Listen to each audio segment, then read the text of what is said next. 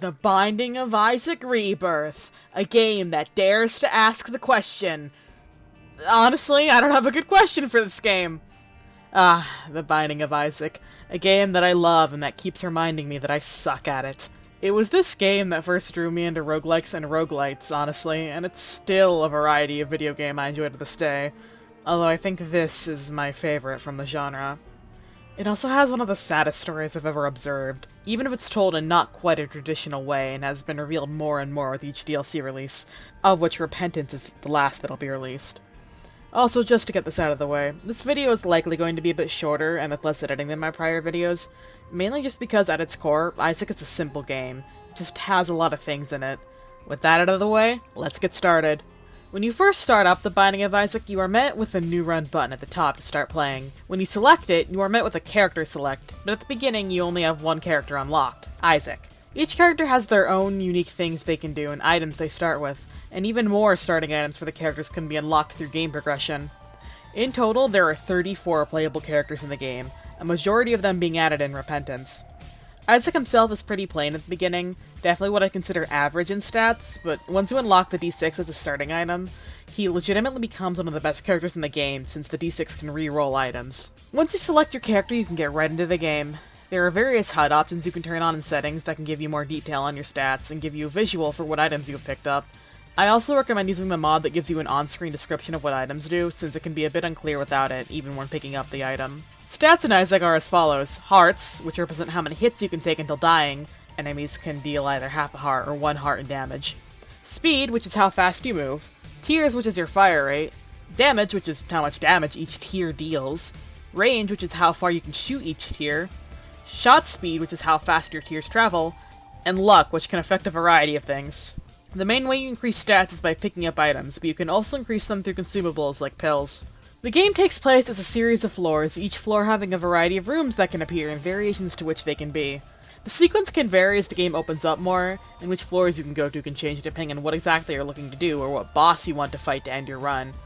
But the general sequence goes in chapters, which are 2 floors and goes like this. Chapter 1, which can have you going through the basement, cellar, or burning basement. Chapter 2, which are the caves, catacombs, and flooded caves. Chapter 3, which are depths, necropolis, and dank depths, and always end in a boss fight against Mom.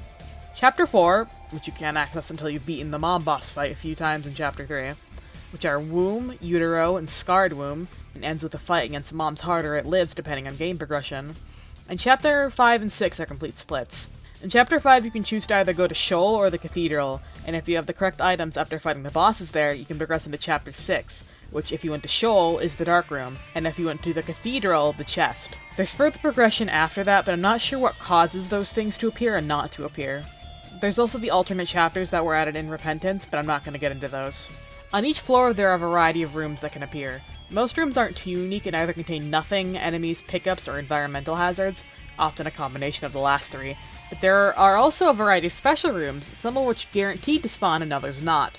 The main rooms to talk about in my opinion are the item room, shop, and boss room. 1 item room spawns per floor in the chapters before Chapter 4, need a key to open, and like the name implies, contain an item. There are a variety of item pools throughout the game, and the item room has its own pool that it pulls from. These rooms are usually always worth visiting if you have a key. Shops are similar to item rooms in terms of how it spawns and needs to be opened, but like the name implies, are a shop, where you can get consumables or an item from its own unique pool of items.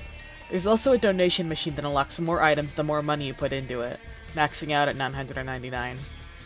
Finally, there's boss rooms, and there's a lot of bosses in this game. Boss fights are also typically required to progress to the next floor.